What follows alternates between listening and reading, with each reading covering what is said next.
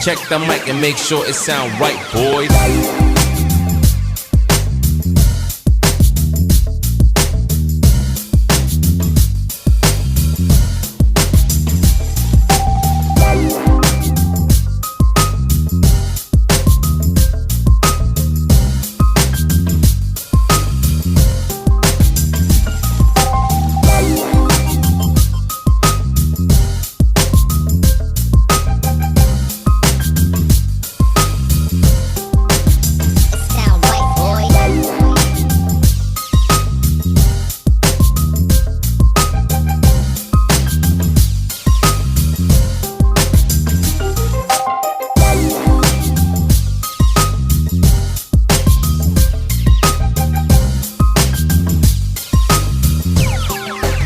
It sound right, boys.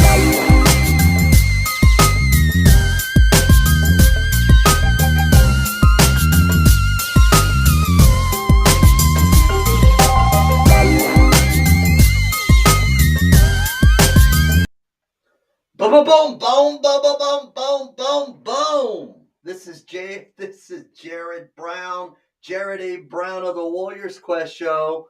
All right, man, this is going to be exciting. All right, get amped up. All right, get that level of energy. Get it up because tonight, all right, we are bringing it. All right, we've got a great show tonight. All right, but like Lisa Baxter has already stated in her comments, sharing is caring. So please don't be stingy. Where's my mic? All right, where's my mic? There it is. Don't be stingy. Please smash that share button. All right, if you're new to the show, I am Jared A. Brown, the host of the Warriors Quest Show, and I spotlight a chronic disease warrior every single week and get their story out there to help them find a living donor. That's what we do, all right? And that's what we're doing tonight is we have a kidney disease warrior, a kidney disease patient who needs help finding a living donor. All right, so we're going to be doing it. I need your help. All right, I need your help so we can share this. All right, let's get that information out there to the masses till they kiss our, all right, you know what I mean. All right, so I'm going to, before we bring on our special guest, all right, before we do that, boom, boom, boom. That's right, boom, boom, boom. This is Jared and I'm back. All right, I've got Lisa Baxter watching. I've got Jeff, my twin brother. I've got Jonathan Traylor watching. All right, many people are already commenting. I love it. All right, and so I'm going to bring on a special co-host. All right, my co-host is Jeremy Paracco from New Jersey. All right, this guy, all right, he's had more or less a out-of-body experience. He was really officially dead for about 21 minutes. Maybe more. It may have been 28. We'll hear from him. All right. But he is still alive. No, but he was counted out, but God didn't count him out. All right. And he's here with the purpose. I'm going to bring on, all right, Jeremy Paracco is my co-host. Here we go. Co-host video intro. Here we go. Where's that co-host video intro? Bring it, co-host.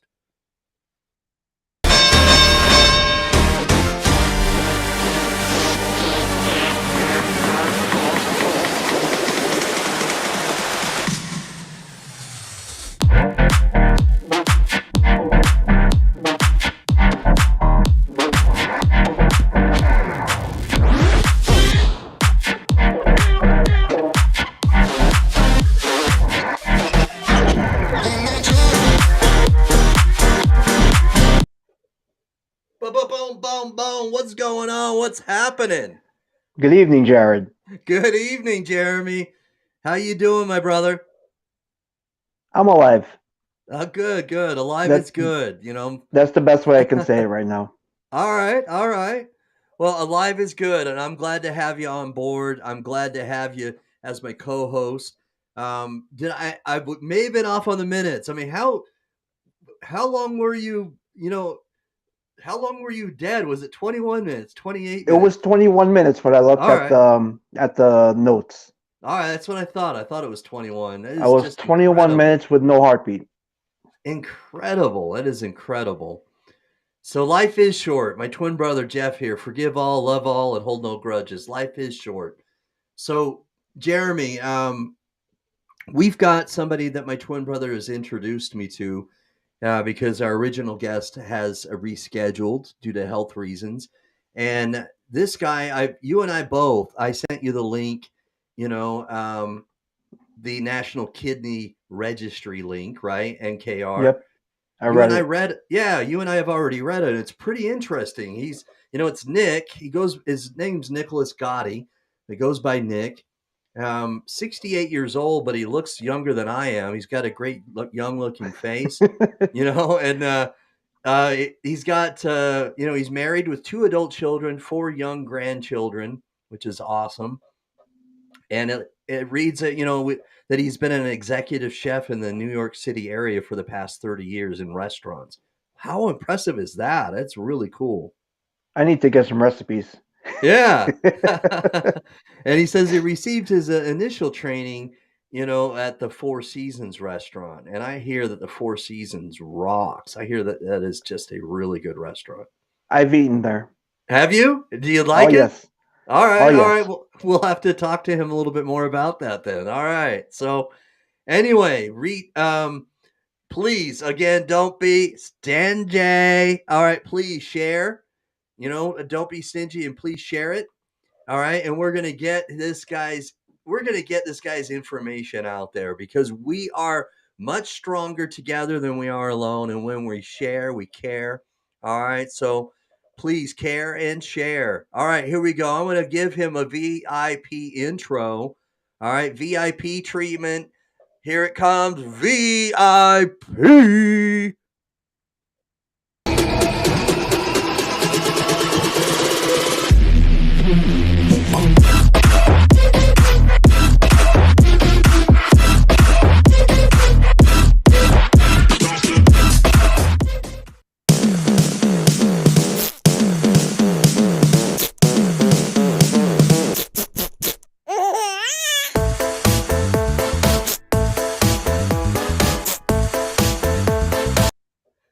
Stack it up, stack it up, stack it up, stack it up. Let's begin. Wow. Nick Gatti, welcome to the Warriors Quest show, my brother. And thanks for having me. You're welcome, man. I'm excited to do this. Man, impressive. It was almost like a resume that I was reading from NKR. I mean, that is impressive. Man, tell us a little bit about what started your interest in, cooking and to become a chef. I'm totally interested in that. Well, it's usually the simplest thing. I needed right. a job. Okay. I needed a job back when I was in my early 20s. Uh-huh. I'd exhausted all other means, and I said, you know what, this sounds interesting, and uh-huh. So I applied and became a dishwasher and a pot washer in a discotheque in New York City, and I love it. And yeah, and then the chef let me chop parsley and open clams and oysters, and then he got me a job at the Four Seasons restaurant. Wow. Unfortunately, it's not there any longer, but it was at the time, which is about 1980, 81. It was really quite an experience. So, and then one thing, I worked in hotels, private clubs, other restaurants, so, and I spent the most of my career, the last 20 years at Alpine Country Club in Northeast New Jersey. So, all right, very nice. So, it sounds like when you're talking about it, I just see that, your facial expressions and your emotions really kind of show that you've really enjoyed that. And I like passion, passion in anything I love. Like when our, my co-host here, Jeremy Paracco, talks about some of the things he's done. And he's talked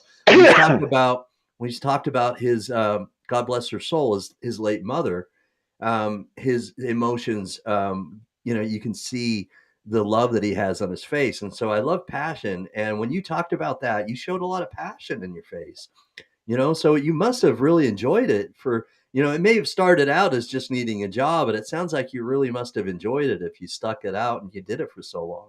yeah, it became my raison d'etre, so uh-huh.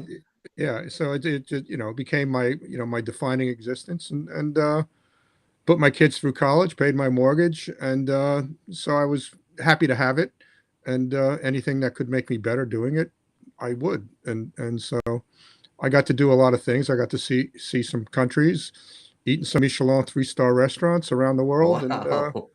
you know, and all Very nice. and the business led me to do all of that. Mm-hmm. So you know, it didn't give me a great diet, but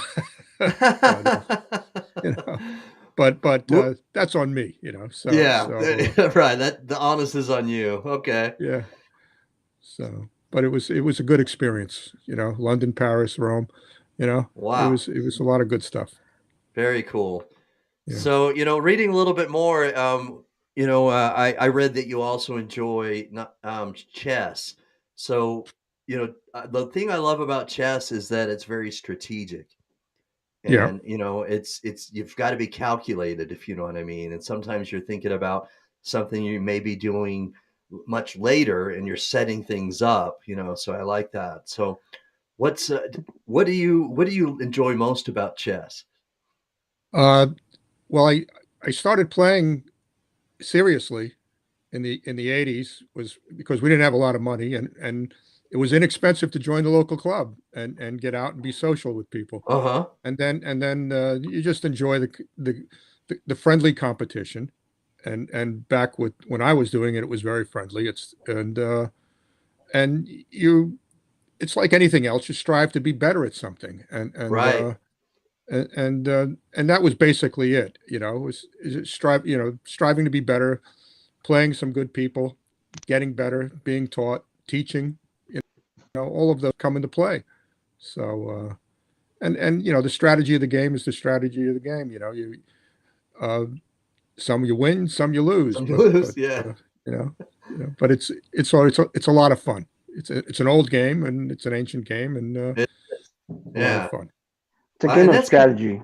it is, yeah, and that's you say it's an old game, and that's part of the mystique, though. That's kinda what I like about it is that, it's if it's lasted so long, there must be something really good about the game, you know? Hmm. That's really cool, but, so let's, I've got a question here that my twin brother Jeff is posing. He's asking, "What are ways Nick uses to advertise his need for a kidney?" Well, there's So this. Oh, there's I'm sorry. this, yeah. Yeah. And I've been in contact with the local food editor of our local newspaper, at Okay. the North Jersey Record, and her last message to me before she went to Uruguay recently was when she gets back, she's going to do an article on me. Uh, and so I joined Facebook for one of the things. I never paid attention to Facebook very much since 84, 85. 85, I think it was, and my account had been hacked, so I just stopped using it. And my mentor, Lisa Thompson, uh, Lisa advised Thompson. me to, Okay, to go yeah. back to go back on and Uh-huh. to spread the word far and wide on Facebook, and so I did. And I'm Oh, in Lisa I'm Thompson. I'm new to it, but I'm Yeah. currently doing that, and little by little. So I'm kind of a private person, but I'm getting used to being out there. Lisa Thompson, she's great. Yeah. She's got gusto. I love her moxie. I do. Yes. Yeah. She, just do it is her thing. Just Uh-huh. do it. Right. Yeah, I watched her So, interview with Uncle Jim not too long ago. That was good. All right. So, yeah, she is a nice lady, Lisa. She yeah. is. She's great. Um, so Jeremy, so you're from New Jersey, and Nick says that Hmm. do you currently live in New Jersey, Nick, or are you just from New Jersey? Tell us a little bit No, I'm where from you're at Brooklyn, now. but I Okay. currently live in New Jersey. Yeah. Okay. Gotcha. All right. So It's I, Lisa I live in the Baxter. northeast part of the state. Yeah. All right. Lisa Baxter right here. I'm going to bring her name up again. Lisa Baxter is from Brooklyn. Yeah. So Brooklyn in the house right now. Yeah. So, Well, when I think of Brooklyn, I think of the Beastie Boys. Aren't they from Brooklyn too? I may be Yeah. their wrong. I famous think song "No so. Sleep Till Brooklyn," but I think they're Queens That's based. right. Yeah. Uh-huh. But So, but yeah, I saw that show with Uncle Jim. a shout out to Sunset Park and East New York. So Uh-huh. So yeah, that's awesome. So New Jersey is, I live in Utah and it's close to Colorado. And so the terrain and environment's very similar. Like we've got mountains, so does Colorado. And so what would you say is different, since you've lived in both, New York and New Jersey? What would you say, Nick, is something that would be different if you go from New York to New Jersey? well, I lived in Manhattan too, so coming out here was the suburban experience was very different. Oh yeah. So, Uh-huh. living and working in Midtown or in parts of Brooklyn. I mean, there's I don't want to say one is necessarily better than the other, but it's certainly different. And Okay, all right. All right. So Lisa says she lives in Queens right now, but she works in East New York. There we go. All right. okay, Oh, I, I'm a little nice. off, but I'm Cypress originally Hills from Project, Queens. shout out. So all right. You know it's that area too, Jeremy? I was a stone throws away from Left Rack City. oh, Okay. there you go, Okay. Yeah. there you go. All right. So we're So going to get to the next question. So my twin brother's asking, is Nick on dialysis? And if so, what modality? So are you currently on dialysis right now, Nick? I use I'm on PD right now, which is All right. Peritoneal dialysis. peritoneal dialysis, and I'm currently doing one manual a day, and at night I sleep with a cycler from Okay. Fresenius, the Liberty Yeah. cycler, and Okay. Liberty Cycler. still So tweaking it. drop. It's still Yeah, tweaking it. All right, you're getting used to yeah. it. How long have you been on it? I did my training mid-November, and Okay. I went on the cycler around Christmas time, and Okay. so for not quite 2 months, and but every day is another adventure. It gets better, and it has gotten better. And I Hmm. work pretty closely with the team, and I have a very good PD nurse and a very good team at Fresenius that I see monthly, including my nephrologist, and That's awesome.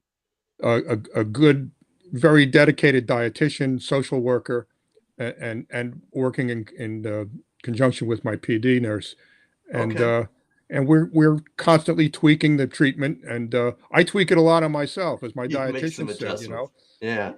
As my dietitian said, you got to do what makes you feel better, and you got to listen to your body, and You know so your body best. yeah. So Amen to I have a that. very positive UF every day, and which is good, That's good. ultrafiltration rate, Hmm. and so it gets better. It gets better. So I'm getting over some nausea uh, here and there, and so I'm the manual. I'm not putting so much in. I'm not dialyzing with so much product anymore.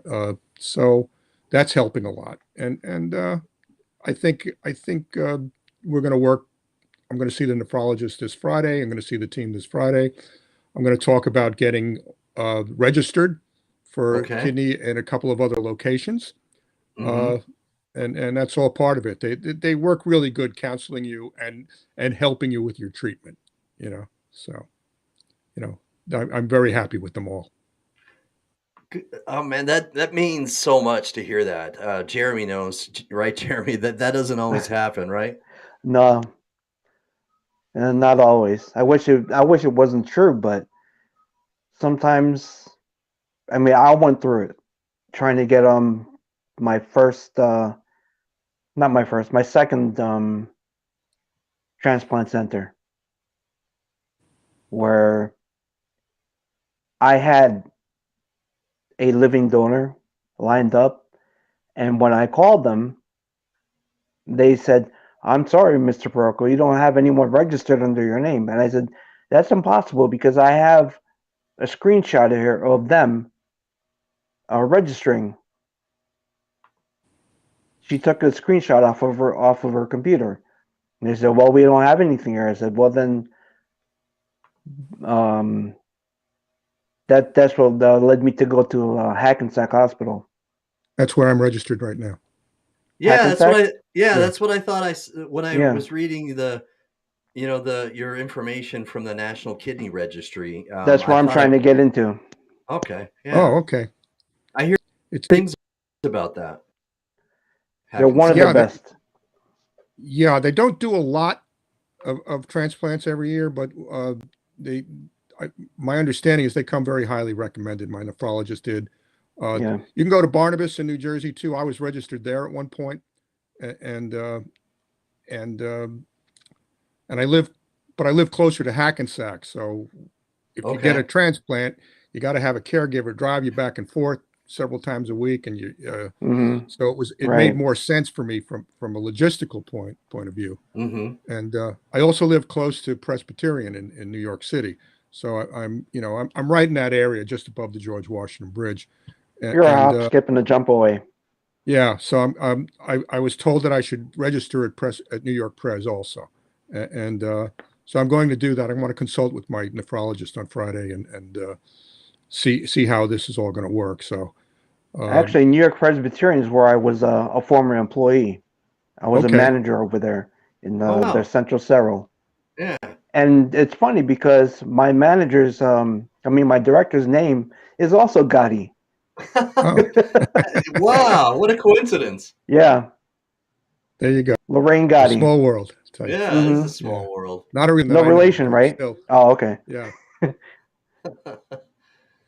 terrific. Well, lots of But connections there. I like that, a lot of commonality, and that can that's that's actually a really good thing, Nick is this is I'm loving the comments. Lisa Baxter is really putting in some great comments, and when we get a lot of comments, like my twin brothers put some comments in here, you know, we start to feel, like people are that they're on our side.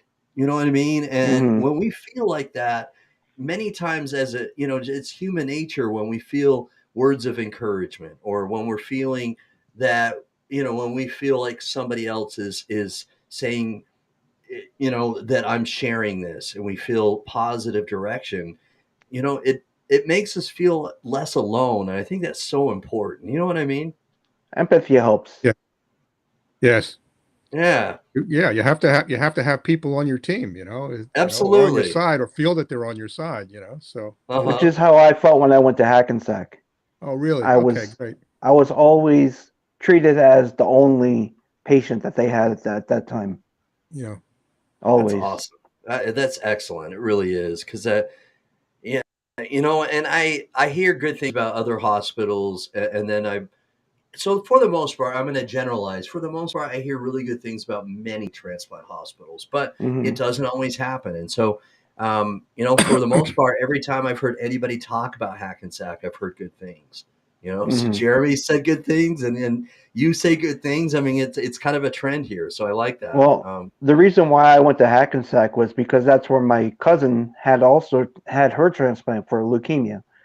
Oh, She had a bone marrow transplant. right. That's what sparked me to look them up. But also with Columbia Presbyterian, their motto is "We make things better." That's a good Right. motto. Yeah, Great. that that Great. that's Yeah. it's on their walking bridge, correct? That spans from one building to another, Okay. and it's also the hospital for the New York Yankees. Really? Oh yeah.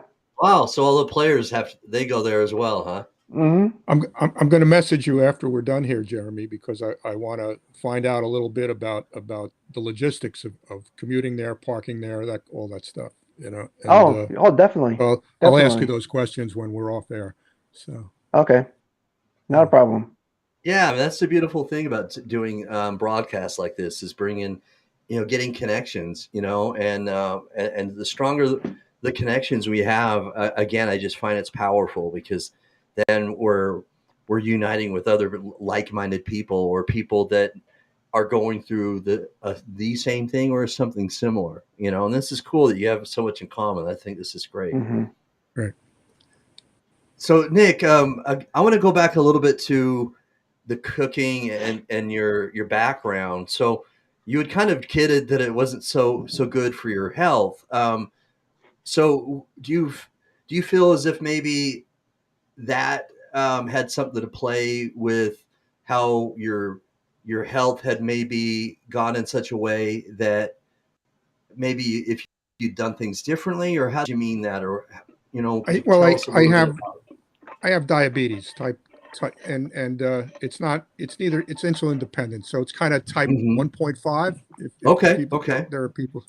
So, but because the job required so many hours, and I was always at work, and I liked being at work, but it wasn't that wasn't the issue. The issue was that because of that, I I didn't really pay attention to my disease so much as I was more focused on my career and eating and Sure. getting to the best restaurant here and the best restaurant there.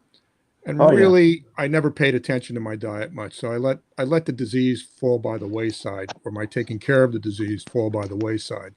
And I Hmm. think that really contributed a great deal to the onset of kidney disease. In 2017, I was diagnosed with a 30 GFR, and Okay.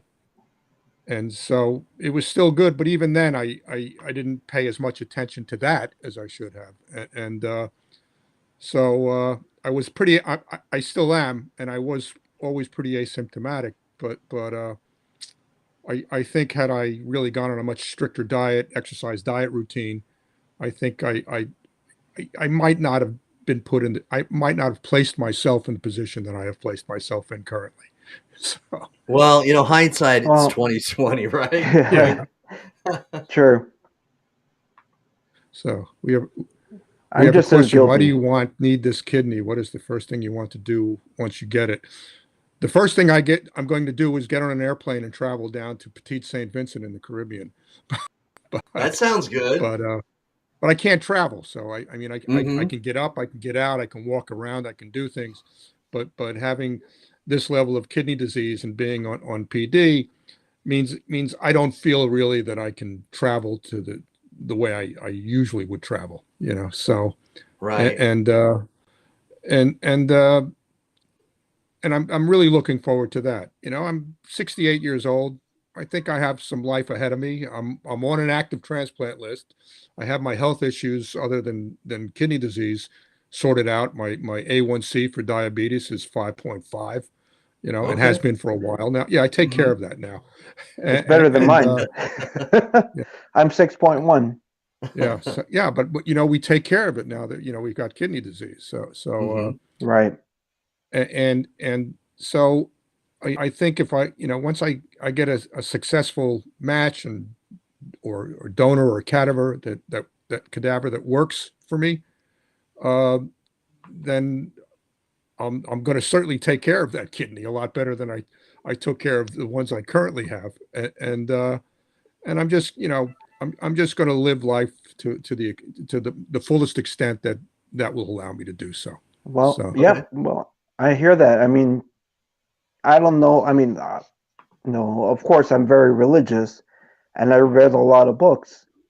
I know what else am I going to do when I'm in dialysis for 3.5 hours a night? um, Um, you're in hemo, I take it then, yes, or I am. I'm in yeah. hemo in center dialysis. But one book that I read was by Joel Osteen, Hmm. which was "Live Your Best Life Now," and another book that I read was "Every Day is a Friday." He said, if you live every day like it's a Friday instead of a Monday, more people die on a Monday than die on Friday Right. because Wow. the stress levels. Wow. And Interesting. yeah, and it's true. There are more heart attacks on a Monday than on a Friday, statistically. Wow. Well, I'm retired. I don't want to diss the seriousness of your message, but I'm No, no, retired. I'm just saying for But I everyone want to else. live. I want to live my life like every day is a Saturday, and a kidney transplant is I going to hear, help you do I that. hear Yeah. that. I mean, Yeah, I like Yeah, that. Yeah. Nick, yeah. well, I mean, it's what is your blood type? Do you happen A to plus, know? A plus. Oh, okay, So okay, because I'm AB positive. okay, is that a rare type? I don't It's know. a universal recipient. I could take Right. Okay, Right. anybody's yeah, they told me that A plus kidney. was similar to that. was a good blood type for this You can disease. take A, you can take B, you can take O, you can take AB, almost, Okay. almost Right. everything.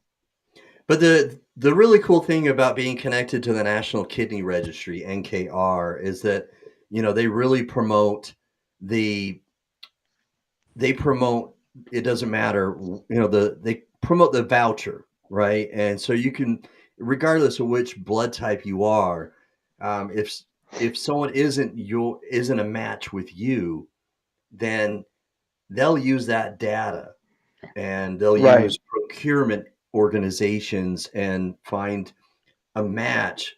And the donor that does donate, who isn't a match to you, when they do donate, then it will increase your chances. It speeds up the process, and it will actually be much faster than if you waited for a living donor angel on the transplant list. If you can get somebody to donate, even if it's on, again, the voucher, it speeds up your chances. It's Right.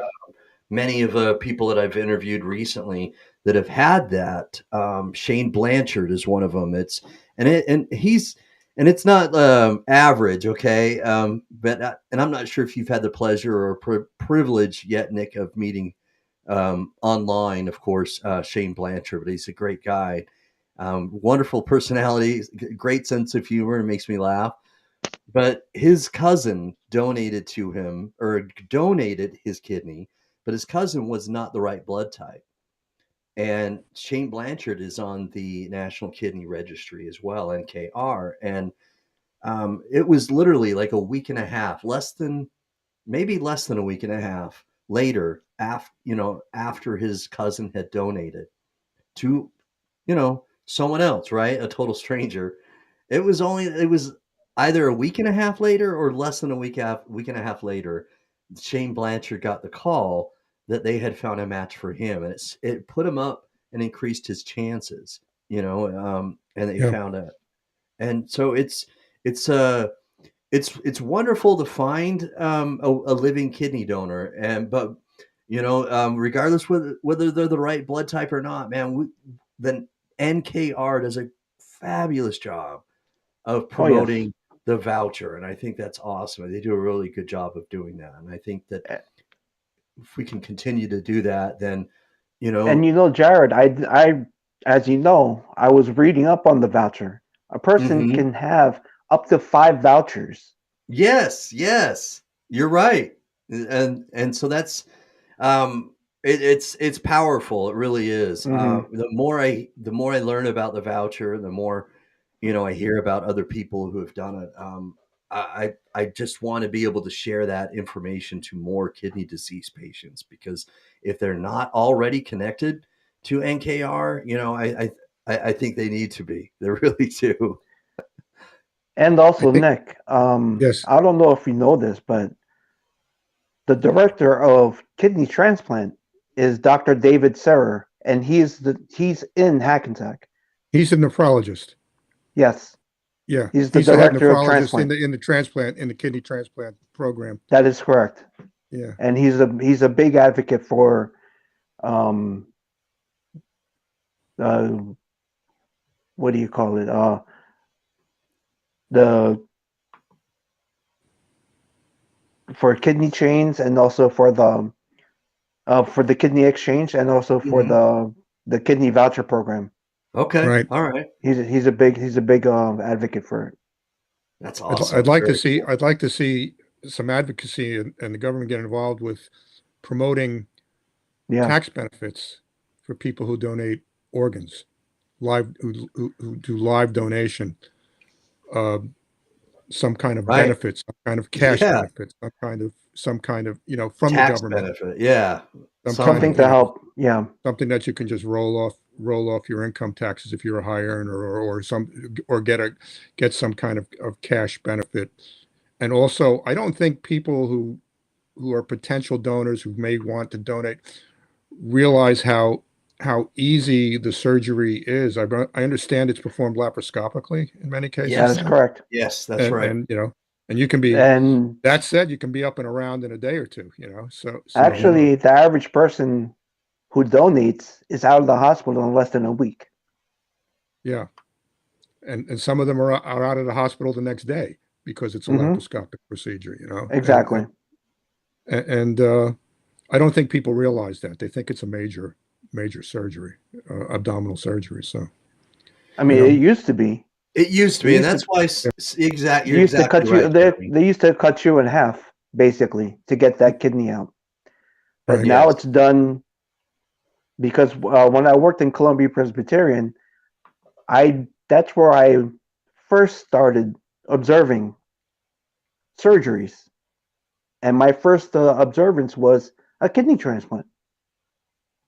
I saw it from start to finish, from patient A to patient B.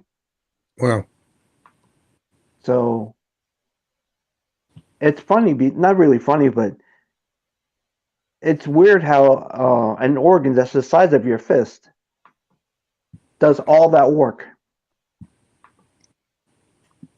You well, know, and here we Well, are on dialysis. You know, instead of having 24/7, if you're on hemodialysis, you're only getting 12 hours total a week right. yeah. instead of the Mhm. 367 hours for 24/7. Right. Did you try Well, PD? Just curious. No, No.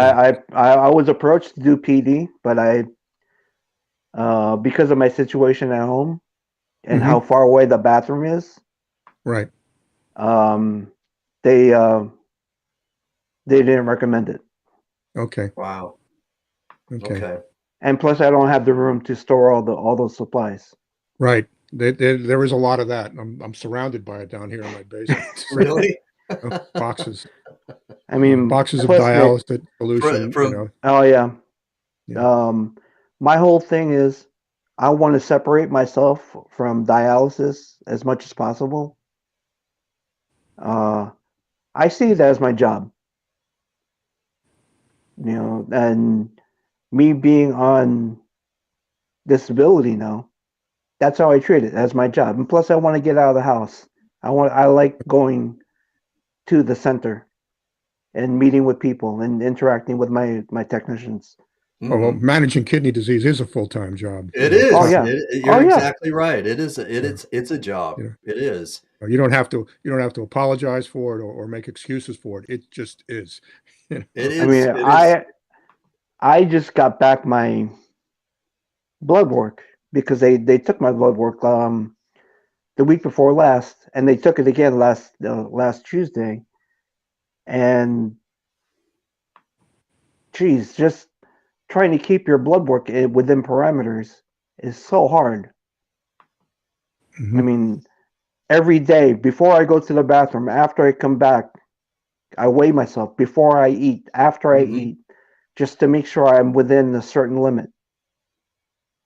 And I bought a digital scale that I had calibrated to the weighing scale at the center.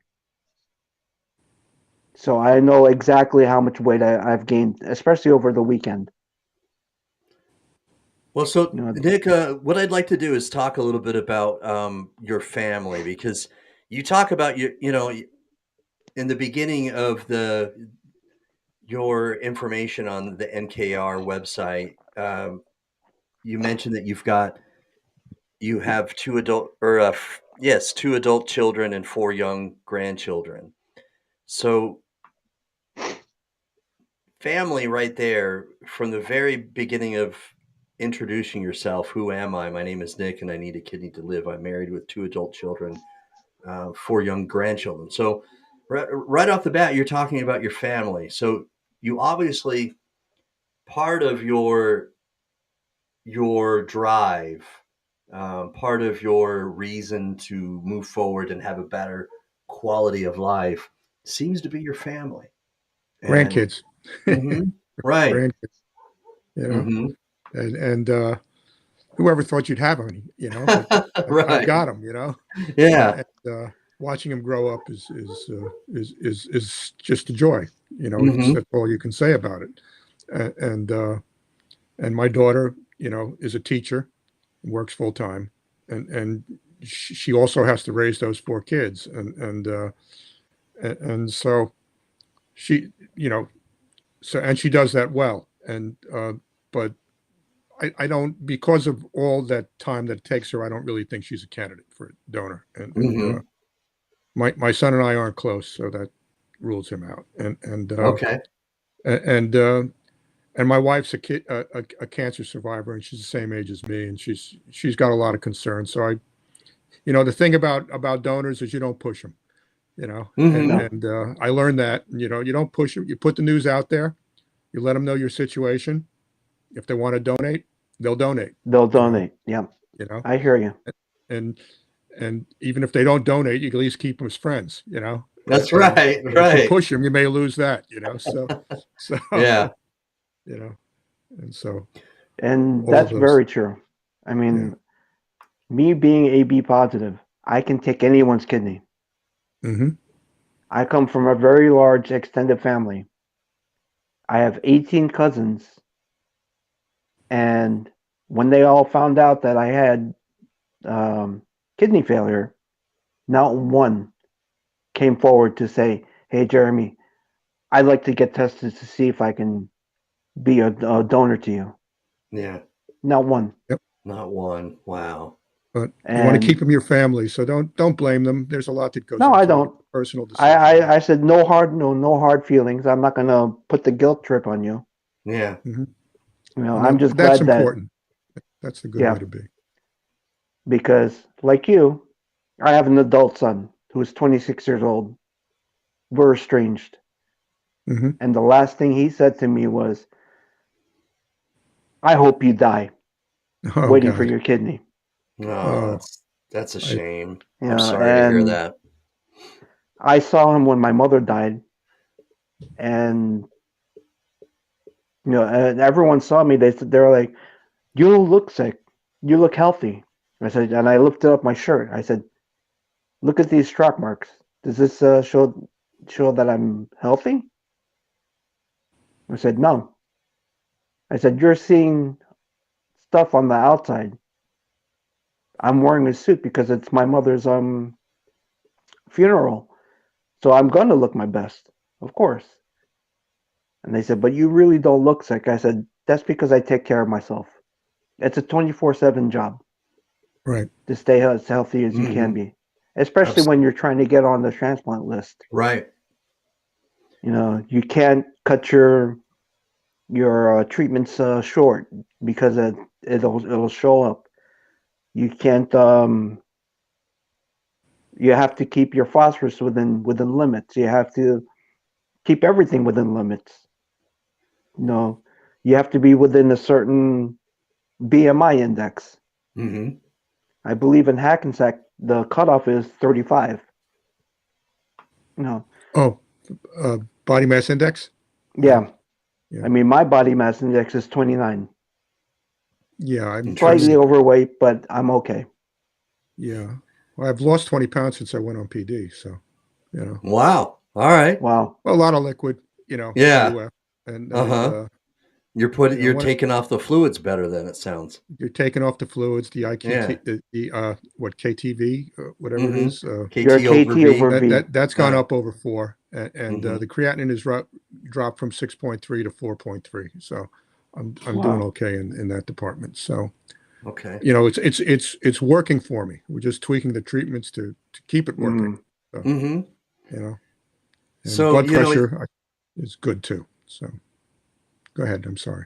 No, you're fine. Blood pressure is also a good metric because it's the many people that are on dialysis, whether it's PD or home hemo or hemodialysis in center, is that the blood pressure can sometimes be too low. And then sometimes it's too high, and so it's a balancing act, of course, and it's when it's too low, Jeremy knows what I'm talking about. Is you'll see patients that will, they'll pass out, and it's scary. Which really I've done also. Yeah. Right. I passed out in the chair. I stopped taking my blood pressure medication when I went on PD. So really, so it was because low, it's such a good level. Okay. Right. Yeah. Yeah. I started off on 3, but I'm only on 1 currently. Hmm. I was So, on lisinopril, Uh-huh. amlodipine, and metoprolol. Now I only have Okay. metoprolol.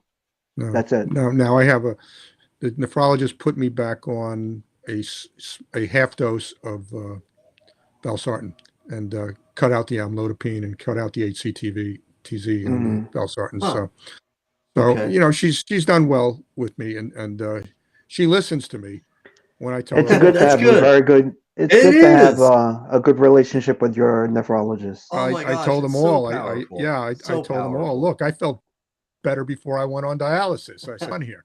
And Yeah. then we started tweaking. That's when we seriously started tweaking the treatments. Uh-huh. Yeah, Yeah.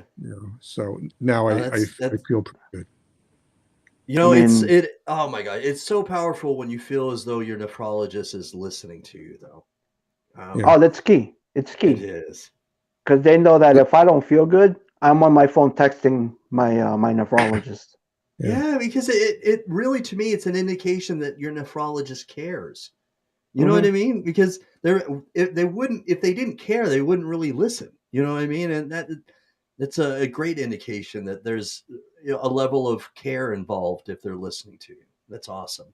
So I left this comment up here because we were really already talking about it, and we talked about how kidney disease is a full-time, it's a job, it's a full-time It is. job, and my twin brother here, Jeff, he's saying right here, he asked, does kidney disease and dialysis consume his life? And in a manner of speaking, I would say yes, but I'll have you answer that, Nick. Uh, well, it's certainly consuming more of it than it used to. I mean, Yeah. before I went on dialysis, I did whatever I wanted to do. Like I said, I was asymptomatic for the most Mm-hmm. part. Yeah. Uh, and but COVID is, combined with kidney disease, is keeping me home most days. I mean, I'll still walk out to the library. I'll still go here. I'll drive here. I'll dine out with my wife on Saturday night. That Okay. still goes on. Yeah. But Hmm. uh, it isn't at this point. It isn't the life that I had envisioned for myself in Mm-hmm. retirement. No. But that's my saying. Comes to the fore, and it's an old Yiddish saying, and it's man plans and God laughs. Yeah. You I know, I read that on the NKR, your on your It's the first what opening statement. yeah, it is. Yeah, it does. Man plans and God laughs. Old Yiddish proverb, and I read that and I remembered that. Made me laugh a little bit. But so um, the reason why I bring stuff up like that is that when I've been involved with kidney disease for my sister-in-law has had kidney disease since 2008. I have an older brother who has kidney disease, and I have an uncle. So I'm fairly versed, so to speak, right? And I know what KT over V is. And I'm fairly versed. I certainly I'm always trying to learn more. With that being said, I do this broadcast so that we can reach a potential living donor. And for the most part, statistically, um, the potential living donor doesn't fully understand the physical and emotional problems that a kidney disease patient goes through. There's Oh just boy, not do I know that. right. There's not that level of understanding, and so with my twin brother's question about does it consume your life, I wanted to focus on that, before we end the show, because I think it's important for anybody who isn't familiar with kidney disease that we can shed some light on that. So this leads me to my next questions. My question for you, Nick, is that many people that I interview that have kidney failure, including Jeremy, they've talked about chronic fatigue. Oh, it looks like we lost him. I'm going to bring him back. Okay. back. Many people, I'm There back. he is. yeah, great, I got you again. So many people talk about chronic fatigue, Nick, and many of them talk about insomnia. sometimes vomiting. Of course, we just talked about that when the low blood pressure, that there's an issue there. Hmm. So my question, I guess, for you is, will you talk a little bit about your daily struggle of things that you Oh, go through sure. daily? Oh, yeah. Look, before we started tweaking this thing, I was weak all the time, Mm-hmm. you know. I'd step out of the to sit on the toilet with my head between my knees, just to Yeah. get strength back. You're And out I of Mm-hmm. said, "What's breath. going on?" That's why I said I felt better Absolutely. before I went on PD. And I'm still going through nausea issues, which I'm tweaking now, because I think it has a lot to do. I think it has a lot to do with the amount of dialysate in your peritoneum and during the dwell time, and the amount of Mm-hmm. UF that adds to that. Uh, Yes. and what that does is it squeezes your stomach, and you can't get the digestive process going, and you just throw up. It just so that the only meal I was able to take comfortably was breakfast, and then a little bit of lunch, and then I'd go get set for the night, and then there you'd go. By 11 o'clock, you'd be emptying out again. You'd be throwing up again. Yeah, On and a daily basis. You this know. is a daily thing. Yes. I Why hear do you think I that. lost 20 pounds? Part of it was, how did I lose 20 You're pounds? you're all checking So, everything. yeah. So, That's uh, why I always tell everyone this is the best diet I ever had. I said right, if I'm ever overweight, I know I'm going to dialysis. So I would take that extra weight off. Mm-hmm. right. Not a big deal. And they This said is the thing I'm sorry. This is the thing I'm going to bring up with my docs and my team on Friday. Is like, look, Mm-hmm. this 2000 manual ain't cutting it. You know, it's going to be 1000 to 1500, because that's preventing the nausea at night. hmm And you guys can make it up the other at some other way, but Uh-huh. it's difficult. It's difficult to do a full fill of dialysis, when you've eaten. I Okay. said it's just Gotcha. not going to work, because you couple that with the UF, and so you've got a full stomach, and you've got 2,300 milliliters in your And gut. you're trying to add more, right? 2,400. Yeah, and I said Yeah. no, it's Now, just do not you gonna feel gonna work. bloated? Also draining. Sometimes is a Hmm. problem. You got to do the happy dance to get the drain out. On the PD, and for an hour. PD. The drain is supposed to take 20 minutes, but sometimes the drain will take an hour and a half, and Mm-hmm. and so you're Oh my awake gosh. for that, because it Yeah. won't happen. So you Right. wake up at 3 o'clock, and you don't go back to bed till 5. And so I used to get up at around 8 o'clock every day, and now I get up at 10:30 every day, because of all the constant, Constant. filling, dwelling, draining, filling, dwelling, draining, Mm-hmm. and how long that takes, and all of these things. I for me, it, you I have that attitude that, well, you deal with it, but it's It's the tough for new a caregiver. normal, right? It doesn't mean it's It's easy. tough for a You caregiver. you just made another great point, and Jeremy knows this. Is that it's it's not only difficult for you, but you're right. It's difficult for the care partner as well. Right. Yeah. It's really difficult. I mean, I'm in a separate room now with the noise of the machine, Yeah. and it's noisy. Don't let anybody kid you. It's not like when you're training, in a Uh-huh. in a in a large room in the hospital. You know, Yeah. it's noisy. I can sleep through it, but I can't Because you else become sleep. accustomed to it. Yeah, but Mm. those things in it, and then all the hoses, and you've got it. The aseptic techniques you have to master and pay attention to.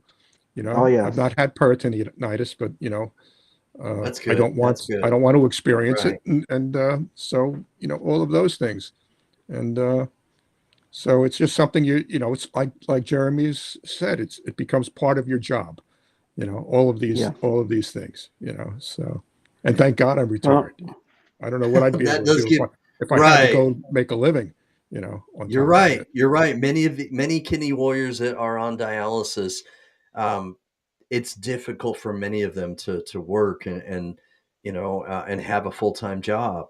Some of them will do PD because they feel like that helps them still have an income and still work. But even with PD, like you've just expressed now verbally, that's not a bowl of cherries. It's, it's Yeah. there's Yeah. any way you slice it, kidney disease is not easy for any one of the people that I've interviewed and anybody in the kidney disease community. It's different for each person because you have different personalities and your bodies are different, but not any one of them have I ever interviewed has ever said this is the easiest thing I've ever gone through. There's no such thing. Yeah. It is a daily battle, which is why I It'll put you calmly to your call limits. it really For does, those and that that's work, why. it's like having two jobs, Right, two it's full-time Hmm. true. jobs. It's And absolutely true. And so before we end, because we're nearing the end here, what I'd like to do is, now that we've talked a little bit about how it makes you feel and what your daily, you know, what you go through daily. What I'd like to do is ask you, and Lisa kind of asked this question earlier, but what do you envision your life being, and what kind of better quality of life would it be after transplant? well, after transplant, I know there's going to be a transition period and a lot of drugs to take, Mm. and in the age of COVID, uh, having immunosuppression Got to be careful. issues to Yeah. deal with uh, Mm-hmm. are going to be something. Mm-hmm. So all of those things, making sure you take your drugs at the right time of day, the right amount. I understand that's paramount. Uh, but I just like to get a significant percentage of my life back Amen. the way it used to Amen. Exactly. be, you know, I mean, and that's when what I I was, envision happening, So I feel the same way, Nick. When I was working, I was doing 90 to 100 hours of work every week because I worked weekends. And when I got sick at work, and I went from doing 90 to 100 hours a week to nothing in no time flat. So that was the biggest change for me. Big yeah, impact. Yeah. Yeah. huge, huge. It's Yeah. just, I can do things. I can go out. I can walk. I'm waiting for winter to end so I can walk more. But I Well, keep up the all walking. of those things, Yeah. just to be able to do anything, Because get on my bicycle and ride, all of I those things. remember Sail. Used to when I sail. first went to Hackensack, they said, "How far can you walk? Can you walk up the stairs?" I said, "Yeah, I can walk up the stairs." They said, "Can you walk up 2 flights of stairs?" I said, "Yeah, not a problem." They said, "We want to see you walk." I said, "No, no problem. I'll walk." And I didn't. They said, "Okay, we believe you." I said, "You want me to go up another flight of stairs? I'll go up another flight of stairs." I said, "If you can do it, do it. But if you feel dizzy, don't. We Mm-hmm. don't need you to faint." Right. I said, For I, sure. "Well, I if I can walk 3 miles round trip to go to the corner store, I can do this, no problem." Yeah. And they said, I "Okay, want to sail again. I want to get on a sailboat again in the Hudson and sail the boat, you I know. hear you. Uh, I hear you." so those are the things that I used to do, and I don't really do them anymore because what if some issue comes up? Do we got to bring it back into right away to port, or Exactly. I worry about Right. that. Right.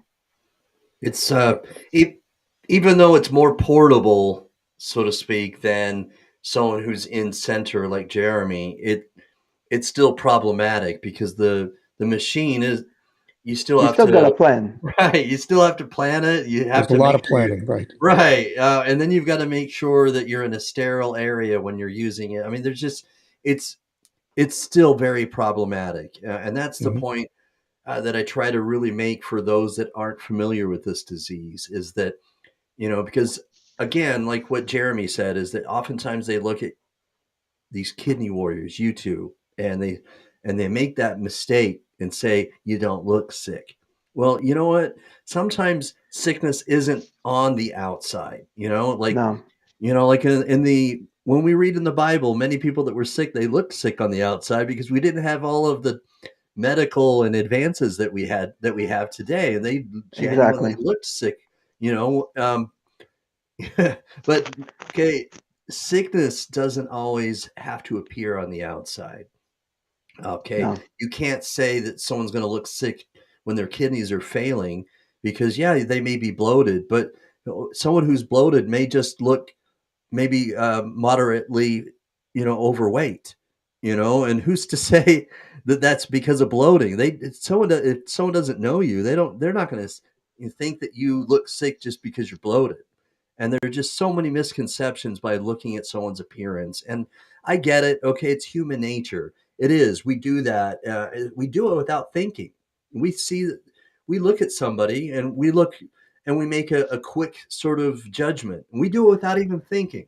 We do. But I want to make sure that everybody understands that the daily struggle and the daily problems that kidney disease patients go through is real. It's renal and it's real, okay?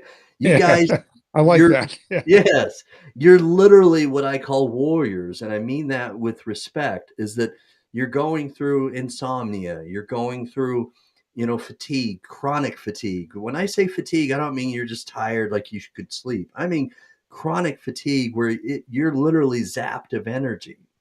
I There haven't are, slept for 40 hours currently it's because of real. my insomnia. Yeah, it's real. I had It's my I had real. my treatment yesterday, and I still Yeah, haven't slept yet. it's real. Well, I So never knew what fatigue was until I oh my, did this. So Mhm. now I it's know. I know what fatigue is now. and I I can't want even make my bed without getting winded.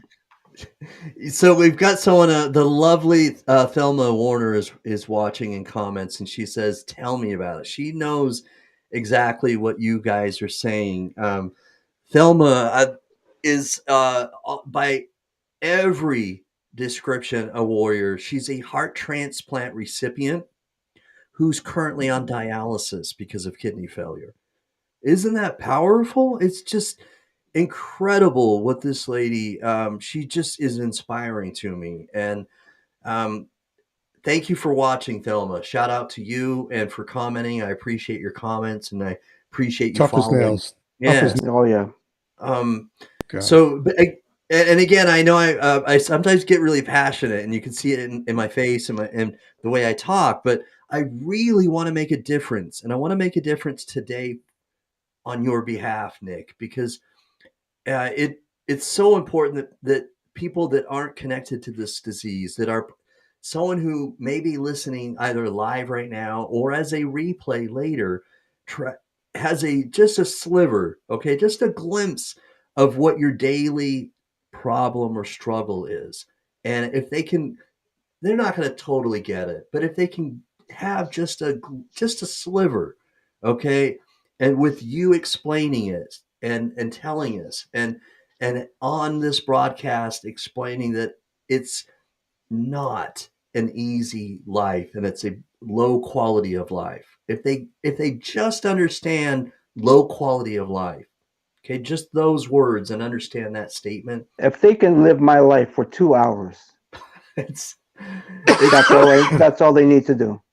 and I just want them to understand that by doing something that anybody with faith would do, okay, that follows our Savior's footsteps, okay, is to do something Christ-like. And if you're healthy and you're well and you can donate, please act on that and become a living donor, please. And that's Excuse me.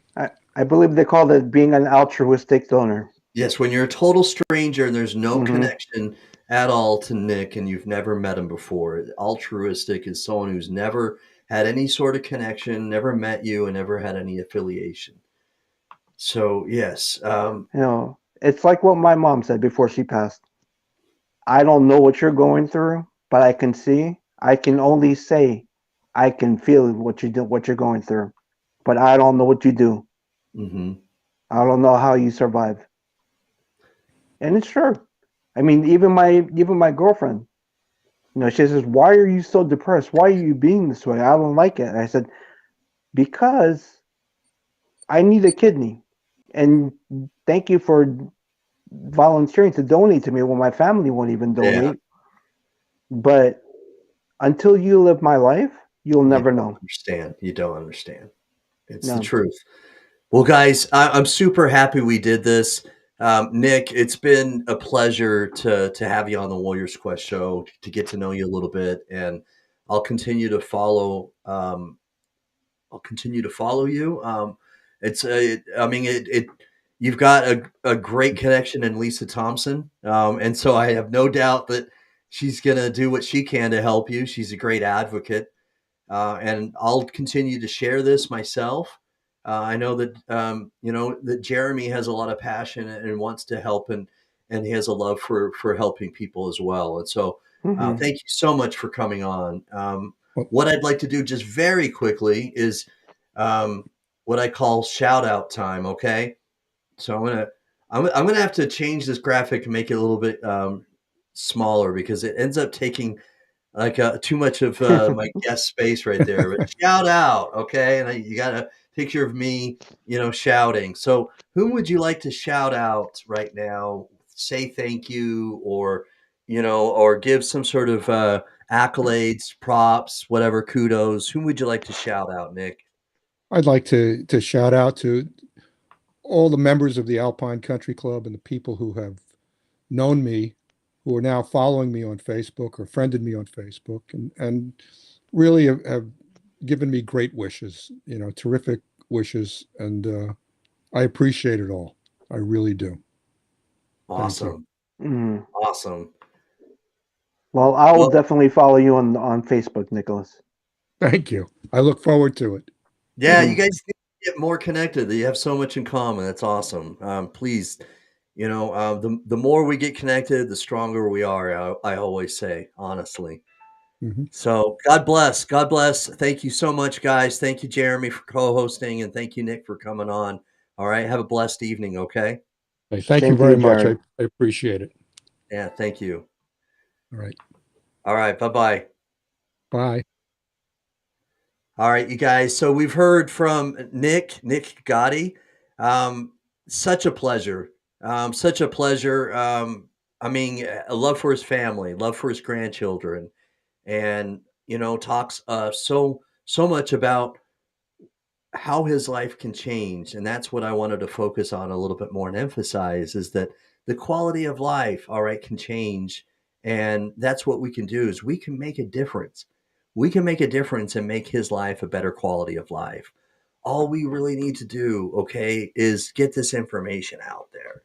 All right. It's as easy as clicking on the share button. Super simple. Just click on that share button and don't be stingy. All right. Don't be stingy. Please click on that share button, throw down the hammer and click share.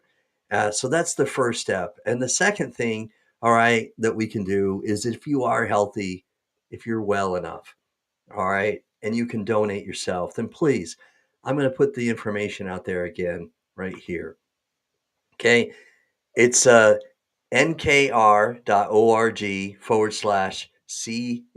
nkr.org/CVZ285. All right, I'm going to leave this up there for just a moment. I'm going to ask you to please go to this link here. Visit this site. It's the National Kidney Registry. You'll be able to read a little bit more information about him and how he loves to play chess, how he loves the Hudson, how he loves, his grandchildren, his two children. He's married. He talks about how over 20 years he was a volunteer restaurant chair. There's so many different, his passion for sailing, which I forgot to mention again. And he mentioned that before. He wants to go sailing again. So, go to this link, learn more about him. And if you can, try to connect with him on Facebook and be a Facebook friend for him. Um, but please, if you're healthy and well enough, please become a donor for him. Okay. It's something that I've never met anybody, never met a living kidney donor who has ever regretted having become a living donor and saved somebody's life. It will literally change your life if you do this. I appreciate your following. I appreciate any of the shares. Appreciate your comments, and please continue to share this for Nick and his behalf so that we can get his information out there more. Okay. All right, guys. Thanks. Peace. I'm out. All right. Please continue to share. Much love and respect to all of you. All right. I'm going to find that outro. Where is it? Here we go. Outro. There it is. Boom. Peace. Check the mic and make sure it sound right, boys.